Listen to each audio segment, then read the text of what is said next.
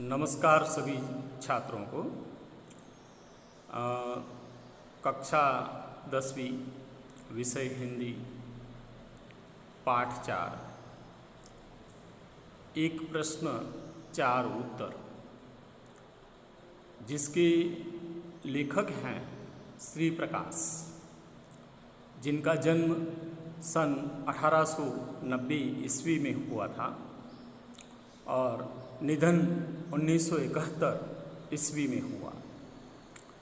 श्री प्रकाश हिंदी के जाने माने साहित्यकार हैं।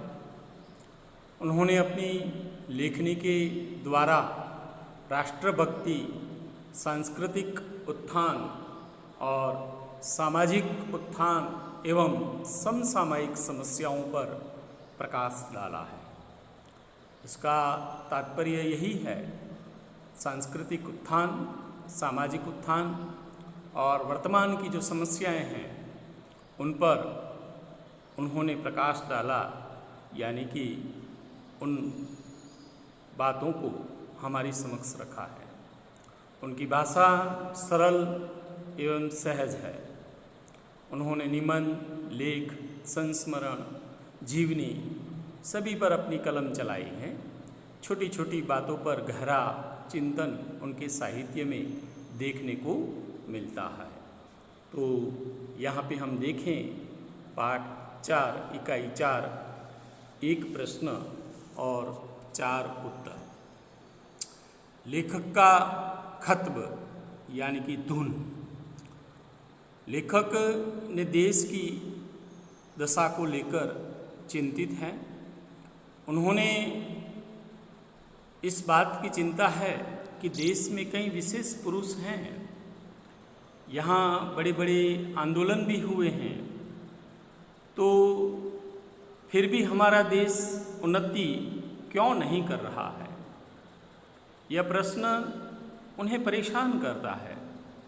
यही प्रश्न वे अपने उन विदेशी मित्रों से भी सुअवसर पर मिलने पर पूछ बैठते हैं, जो यहाँ लंबे अरसे से रहते हैं और उन्हें काफ़ी अनुभव भी है। अपने विदेशी मित्रों से यह प्रश्न उनका पूछना उनका खत्ब यानी कि धुन बन गई है। तो यहाँ पे श्री प्रकाश जी ने को प्रश्न है कि भाई हमारे देश में कई महापुरुष हो गए हैं। हमारा देश बहुत परंपरागत देश है और बहुत सारे सामाजिक उत्थान के आंदोलन भी हुए हैं, फिर भी हमारा देश क्यों उन्नति नहीं कर रहा है, विकास क्यों नहीं कर रहा है। तो यह प्रश्न उनके लिए एक धुन के समान है और उनके जो 4 विदेशी मित्र हैं उनसे यह प्रश्न पूछना चाहते हैं। तो देखें, लेखक ने पहले मित्र से जो प्रश्न पूछा और पहले मित्र का क्या मत है, तो उनके बारे में अगर हम देखें, लेखक ने पहली बार अपने जिन विदेशी मित्र से यह सवाल पूछा, वे एक वृद्ध पादरी थे। वे यहाँ लंबे अरसे से देश के दरिद्र लोगों की सामाजिक सेवा करते आ रहे थे। उन्होंने लेखक के इस प्रश्न के जवाब में कहा कि लोगों को अपने काम का गर्व नहीं है, इसलिए देश उन्नति नहीं कर रहा है। इनके अनुसार यहाँ के लोग की कथनी और करनी में बहुत अंतर है। और उन्होंने कहा कि नौकरियों के लिए लोग जो है आवेदन पत्र भरते हैं और नौकरी मिलने पर गुट बनाकर मालिक के साथ दुर्व्यवहार करने की बात करते हैं या तो दुर्व्यवहार करते हैं। उन्होंने कहा कि जो लोग हैं आवेदन पत्र में अपनी निष्ठा और अपने मालिक की शुभकामना की प्रतिज्ञा लेते हैं, पर नौकरी मिलने पर वही लोग मालिक के खिलाफ षड्यंत्र रचने लगते हैं। अन्य देशों में लोग इस प्रकार का व्यवहार नहीं करते। वे साधारण शब्दों में प्रार्थना पत्र में लिखते हैं और स्थान मिलने पर जान लगाकर अपना काम करते हैं।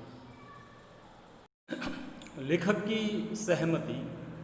लेखक ने अपने पादरी मित्र की बात से सहमत हैं कि हमें अपने काम का गर्व नहीं है।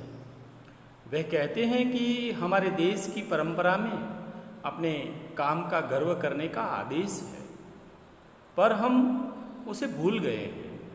इसका कारण है कि हम लंबी दास्ता यानी कि गुलामी, काम का गर्व करने की परंपरा पर ही आधारित है। हमारे यहाँ जाति भेद, आज भी लोग विशेष तिथियों पर अपने औजारों और भइयों की पूजा करते हैं, पर हम आज स्वधर्म निधन श्रेय अपना कर्तव्य करते हुए मर जाना श्रेष्ठकर है का आदेश का पालन नहीं करते हैं, या तो वह आदेश हम भूल गए हैं। तो यहाँ पे लेखक की इस बात से सहमति है कि भी हमें जो है अपने काम का गर्व लेना चाहिए और अपने काम के प्रति सदैव निष्ठा रखनी चाहिए। अभी दूसरे मित्र से जवाब। लेखक ने अपने प्रश्न का जवाब जिन दूसरे विदेशी सज्जन से पूछा वह ICS यानी कि इंडियन सिविल सर्विसेज, अंग्रेज शासनकाल में यह सनदी सेवा ICS की एग्ज़ाम होती थी, परीक्षा होती थी। अब उनका नाम बदल चुका है। अब हम IAS इंडियन एडमिनिस्ट्रेशन सर्विस के नाम से जानते हैं।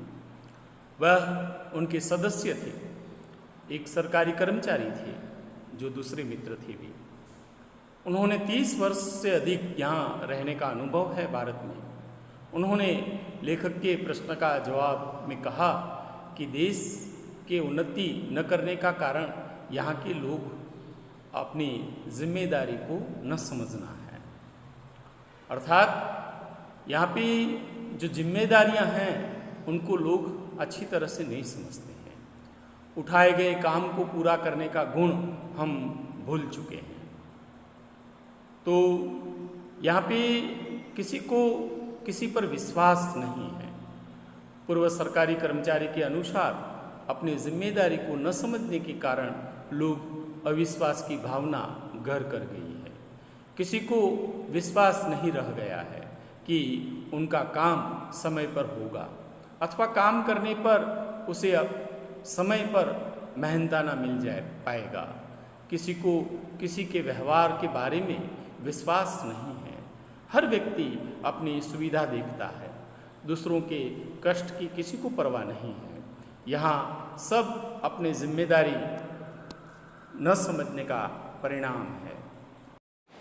तीसरे व्यक्ति का जवाब। लेखक जिस तीसरे व्यक्ति से अपना प्रश्न पूछते हैं वे 7-8 साल से भारतीय बनकर श्रद्धापूर्वक देश की सेवा कर रही महिला थी। उनके अनुसार देश की उन्नति न करने का कारण यहाँ के लोगों का आलसी होना है। कहने का अर्थ यही है कि यहाँ के लोग ने परिश्रम का महत्व नहीं पहचाना है। यहाँ के लोग मेहनत करने में विश्वास नहीं रखते, इसलिए यहाँ के लोग किसी भी क्षेत्र में सफल नहीं हैं। मेहनत करना और आलसीपन दूर होना ये बहुत ही ज़रूरी है। चौथे व्यक्ति का मत अगर हम देखें, लेखक के प्रश्न का जवाब देने वाला यह व्यक्ति एक विश्व प्रसिद्ध वृद्ध महिला थी जिन्होंने अपने 40 वर्ष विभिन्न सेवाओं में यहाँ खपाए थे। उनके अनुसार देश की उन्नति न होने का कारण यहाँ के लोग में उदारता न होना है। लोगों में उदारता की भावना न होने के कारण लोग खुद ही आगे रहना चाहते हैं, दूसरों को आगे नहीं बढ़ने देते। इसलिए अनेक योग्य वैज्ञानिक आविष्कार एवं अनेक औषधियाँ लुप्त हो गई है। अनेक गुणी लोगों ने अपने गुणों से दूसरों को परिचित नहीं कराया और अपने गुण अपने साथ लेकर स्वर्ग सिधार गए। कहने का अर्थ यही है कि गुणी व्यक्ति नवयुवकों को अपनी योग्यता दिखाने का अवसर नहीं देते हैं।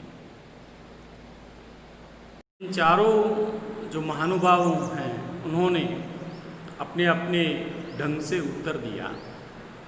लेखक का स्पष्टीकरण, लेखक ने अपने इन चारों विदेशी मित्रों के जवाब को स्पष्ट करते हुए कहते हैं कि हम ठीक समय से उपयुक्त काम न उठाकर अपने काम में गर्व नहीं करते। इस काम को करने में दूसरों के प्रति अपनी जिम्मेदारी का अनुभव नहीं करते। हम अपने काम को भली भांति समझ कर उनमें तल्लीन होकर परिश्रम के साथ उसे खुद नहीं करते। हम अपने गुण उदारता के साथ दूसरों को नहीं सिखाते, इसलिए हम स्वयं अपनी बर्बादी कर रहे हैं। लेखक की इस बात को और सरल ढंग से बताते हुए कहते हैं कि हम नागरिक कर्तव्यों और अधिकारों को भूल गए हैं। हम बड़े से बड़े नेता के कहे अनुसार नहीं चलते, उनके आदेशों के अनुसार अपने जीवन का संगठन नहीं करते। यही कारण है कि हम वहीं के वहीं हैं, हमारा देश उन्नति नहीं कर रहा है। तो यहाँ पे प्रश्न 1 और 4 उत्तर जो हैं अलग अलग महानुभावों ने अपने अपने ढंग से दिए हैं। इसका तात्पर्य यही होता है कि अगर हम पूरी ईमानदारी, लगन और निष्ठापूर्वक अगर काम करते हैं तो जीवन में सफलता निस्संदेह मिलती है और हमारा जो देश है तरक्की के मार्ग पर चल सकता है। हमें अपने कर्तव्यों को भूलना नहीं चाहिए। हमारे कर्तव्यों का पालन सदैव हम करते रहें, यही इस पाठ का सार है। तो यहाँ पे 1 प्रश्न और 4 उत्तर सभी अलग अलग रूप से यहाँ पे जवाब दिए गए हैं।